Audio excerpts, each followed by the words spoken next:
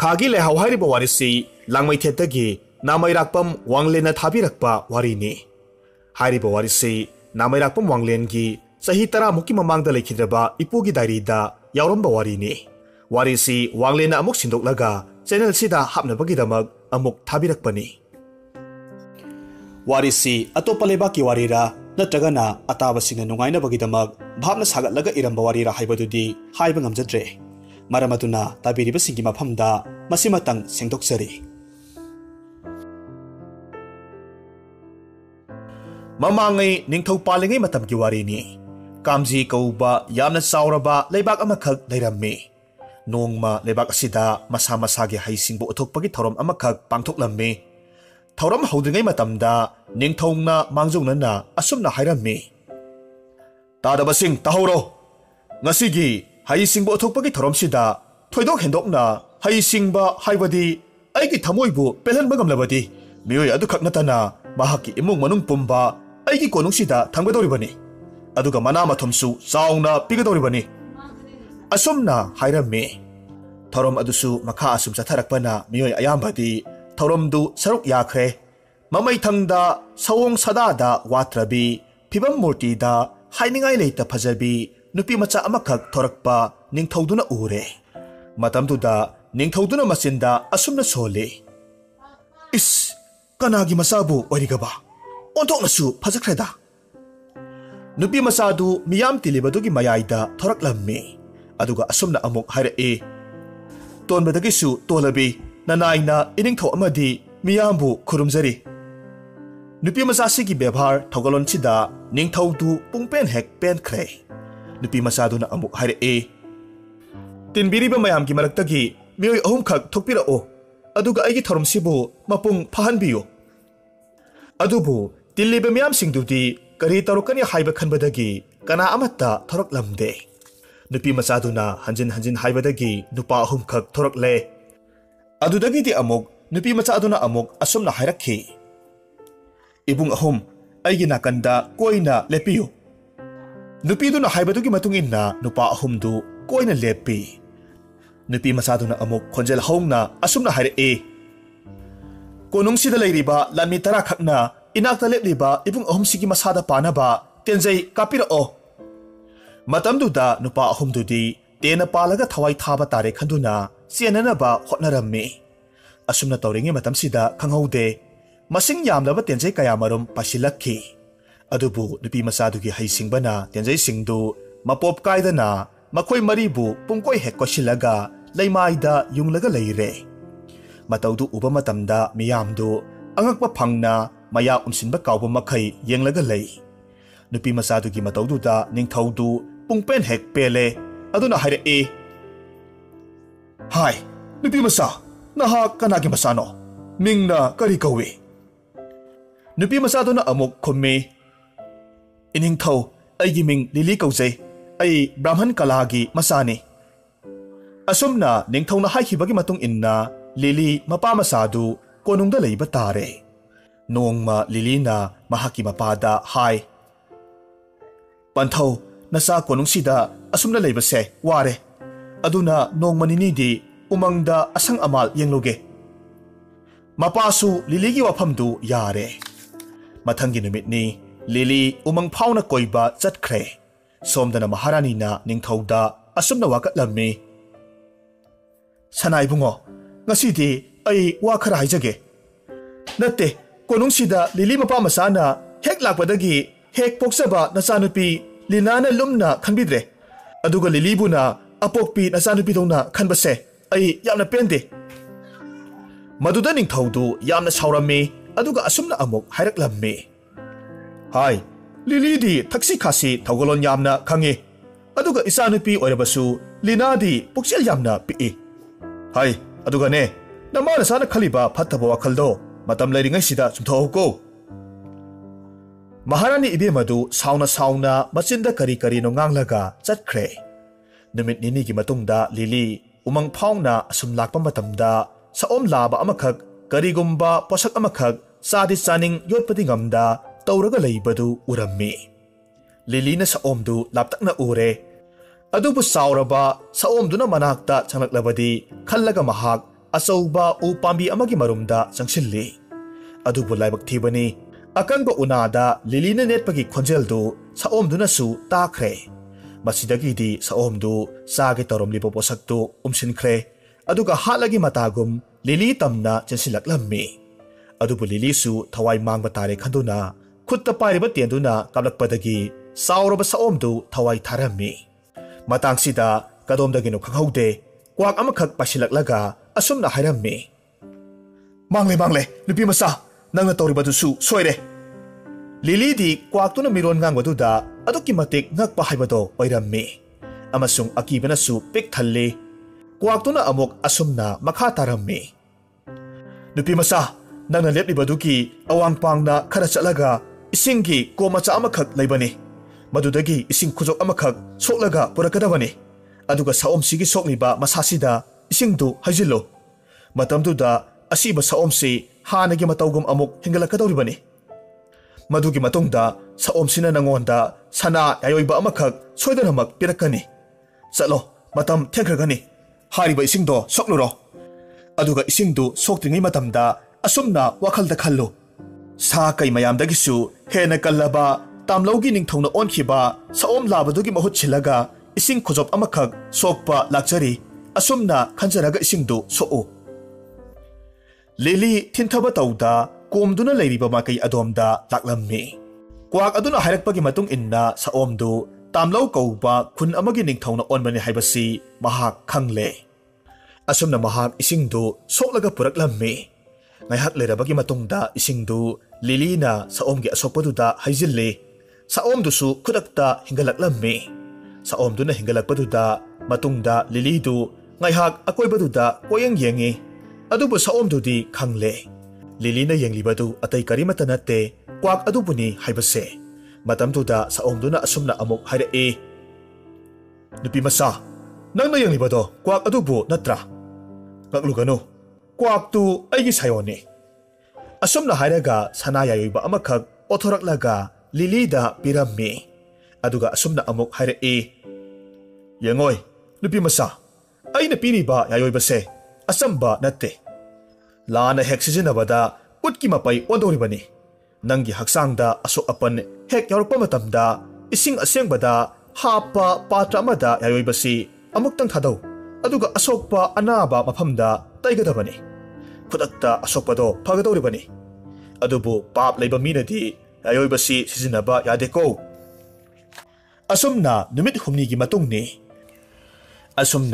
humni gi matungni kamji khulgi ningthau machanupi linadu layong khangda yamna kanna narammi ahaiba amaiba kaya marumna layeng labasu linagi anabadu phaba ngamdre asumna charang naringi matamsida umang phauna koina chatluba lilisu konungda amuk halaklammi linana yamna kanna ngamdre haibagi pausi tarupa matamda lilidu yayoibana semba isingdu changyeng torage haina linada pithaklammi matamsidadi saomduna haikiba waisingdu lilidi kauthokre khudakta linadu anaba pharaga haugalaklammi ningthongna lilida kamdongna anabasi layenglibano haina hanglammi adubu walotpa haitabi thamoi sengbi lilina yayoibaduki matangda wari pumnamak amata sithada tamjai adubu ana layong khangdana lairambadu lilina phalle khanbagi mahutta puksel pikpi maharani amadi mahaki masanupi anidu phatalok sijinaraga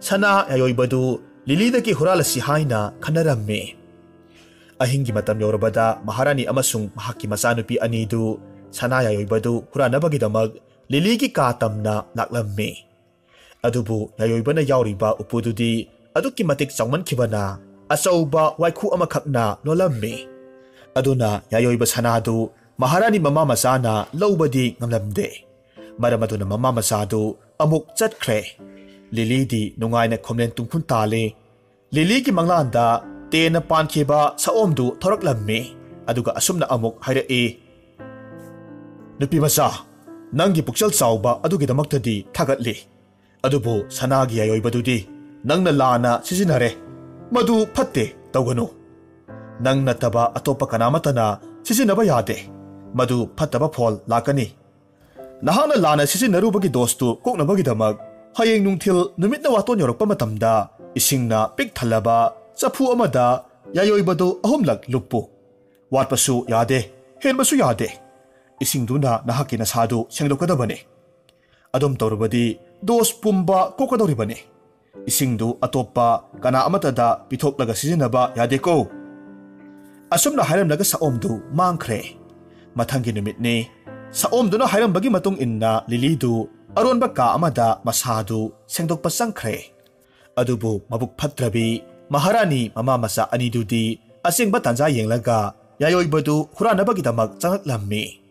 Lili na tauriba singdu mama masa anina lona yenglammi. Lili yayoibadu pairaga ising na pek thalaba segai sa phududa ahumlak luplaga tauribadu urammi. Isingduda yayoibadu luplabagi matungda amok phiraida yapsinkhre. Puksel pikpi mama masa aniduna yayoibadu pambagi mayayna thongdu phakairaga changaklammi. Aduga lilibuna machin melaga hatlammi. Aduga saphuda yauriba isingduna Maharani mama masa anidu masa sengdoklammi. Adubu masada hainadaba karigumba khara tauraklammi. Matamduda mi lakpa tare khanduna mama masa anidu yamna thuna masada sotliba isingdu taithoklammi. Adubu angakpani isingdu kangbagi mahutta tukhongdagi yanghang masugum ngangsang nganglaba ising marik chentharaklammi. Tauriba matausida mama masa anidu pakhatna masadu chengkhaibagum nikkhre. Masidagi mama masa anidu yayoibadu pairaga chatkre. Yasanglakpagi matamni Lili sire haibagi pausi taba matamda ningthaudu aduki matik nungairamde. Ngaihak leiragadi ningthauna yamna pendana asumna hairamme. Inai mayam, Lilibu haliba midu kanano haibadu kupna thisilu. Mi hatpadu hek thengnaba mafamda khudakta thawai laugadabane. Madu ngamba mida manamathom sauna pigadoribane. Ningthaugi wahaisi tabadagi tumlaga leiramba mama masa anidu tawpham khangdre. Ningthausu mama masa anina phamungda phajupna masa pumba kupsillaga hiplaga leirambaduda wa kaya marum hangi. Adubu Maharani na minamba wa kaya marum haijilammi. Maharani amadi mahakki masanupi na hipliba phamungdugi makhada yanghang masugumlaba ising khara tapna taraklammi. Maharani na tarakliba isingdu ningthongna khangkiba tare khanbadagi asumna amuk hairammi. Iningthau ngasidi isase yamna kanna ngamdre. Aduna hidak khara tawjabani. Madugi masumni taraklibase. Maharani gi wadu taruba matamda ningthaudu kharadi singnai. Adubu karisu hairamda ningthaudu chatkhi. Ningthau chatkhrabada Maharani amadi mahakki masanupidu wa kaya marum khanare. Nong hek nganbaga makhoi konungsi thaloklamlaga arapa mafam amada chatkrasi haina hainarammi. Adubu mama masa anigi masadagi thorakliba yanghang masugumlabadudi taithoklabasu kangba kauba nairamde. Mama masa anidu karinungi tawjarubano haina khanai. Asumna mama masa anidu tumthakhirammi. Mathangi numitki anganba ayokta Maharani mama masa anidu mitkap thoraklammi. Maharani ki masanupi linadu tha ahum khakta ngairibi angang masa amagi saktamda haying muktang sauba angang masa amakhak olaga leiramle. Maharani buna yamna thibi ahal oirabi amagi saktamda olaga leiramle. Nonga thoraklabadi ningthongna soidanamak hatkhagani kijabadagi apikpa haying mukta sauba masanupidu khubakta haplaga thoraklammi. Amaromda ningthausu ngarang mama masa anidu singnakhibanina yengba chalaklammi. Matamduda mama masa anidudi leiramdre. Matamsida ningthawna khangle. Lili hatlibasi mama masa anina hatpani haibasi khangle. Aduna ningthawna mama masa anibu hatlu haina manaisingda yathang tawre. Maharani mama masa anidu lanmisingna tanarakle haibasi khangbadagi mama masa anidu senpham koyengyengi. Adubu senpham leitabana mahak thawai manglani khanduna apikpa masanupidu konungi sauraba thongdugi manakta hauriba angauba KHAGI lebaktagi khudol tawrakhiba KHAGI LEIHAOgi asatpa layondugi mayaida masanupi haying mukta saubidu sumlaga thanamle. Masigi matungda Maharanidu konungi aronba ka adomda chensinkhre. Lanmi singsu Maharani senkhibadu lamna ubadagi tanarakhi. Asumna asum jalakpana Maharani du masadagi humang leptana chentharaklammi.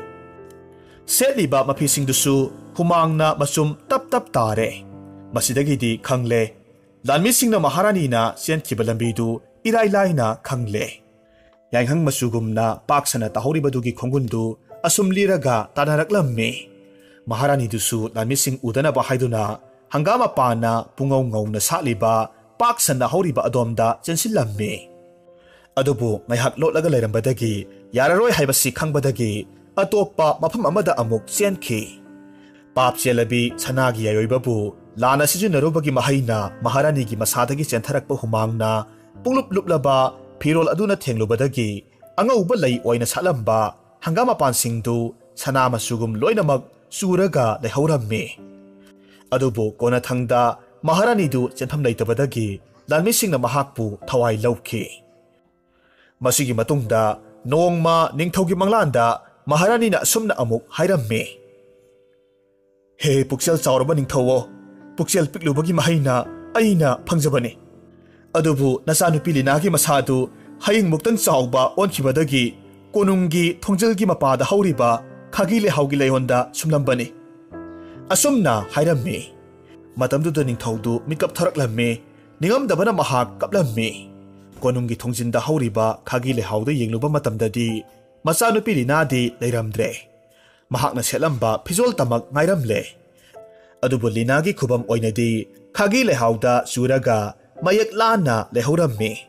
Ningthau aduna mama masagi ningsing kudam oina Maharani na lolamba hangam marak aduda sana masu singdu khandoklaga lehauriba singdu loinamak khongbatlammi. Aduga madu maru loklammi. Aduga lemhauba anguba sing adubuna loinamak maru phangna muthatlammi. Asumna KHAGI LEIHAO hairiba leipambisi thongalda thanade thabak thorom chalamdagi matamda mayoknaba matamda mangol oide haiduna maning mayada thanai. KHAGI LEIHAO si yumgi mamangda tharabadi imungdu kaya nungaiba imung oide ana ayek toigalle. KHAGI LEIHAO si KHAGI lebaktagi pirakpa matamda angauba machu tamak oi.